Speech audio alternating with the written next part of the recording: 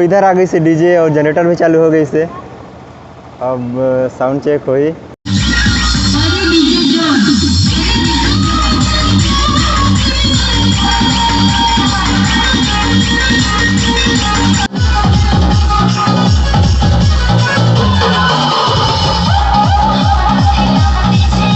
और आज की वीडियो बहुत ही खास है, बहुत ही मज़ा आने वाला है, तो वीडियो में बने रहो।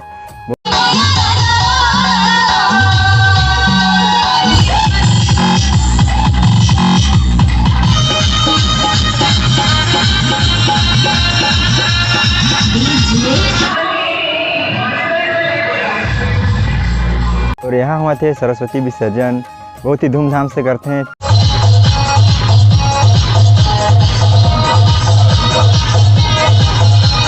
के लइका लबारी नी मारो कमाथो दू पैसा ता मेहनत के खाथो मोर भाका मोर बोली ला सबला सुनाथो। जय जवाहर संगवारी हो, तो स्वागत है आप मन के अपन यूट्यूब चैनल राजा अंबिकापुरिया ब्लॉग्स में। तो आज मैं आया हूँ नुनेरा में, नुनेरा के कुरुपारा में। आज है सरस्वती विसर्जन, बहुत ही धूमधाम से मनाते हैं। पिछले बार भी मनाए रहे, मतलब लगभग बहुत ही साल से मनाते हैं यहाँ, और बहुत ही मज़ा आया यहाँ। हर बार आता हूँ मैं, लेकिन पहली बार वीडियो बनाया था। और आज की वीडियो बहुत ही खास है, बहुत ही मज़ा आने वाला है, तो वीडियो में बने रहो। बहुत ही दिन के बाद वीडियो आयल मोर, तो वीडियो के मज़ा लो। तो चलो ये शानदार वीडियो ला शुरू करथन। तो अभी हम पहुंच गए हैं नुनेरा में, नुनेरा के कुरुपारा में, और आगे में बैठारी ने आंगनबाड़ी में। तो चलो सीधा वही मिलता है। तो इधर आ गई से डीजे और जनरेटर भी चालू हो गई से। अब साउंड चेक हुई। ये है परी डीजे जोन, कहाँ के हो नहीं पता, पूछना पड़ी अभी।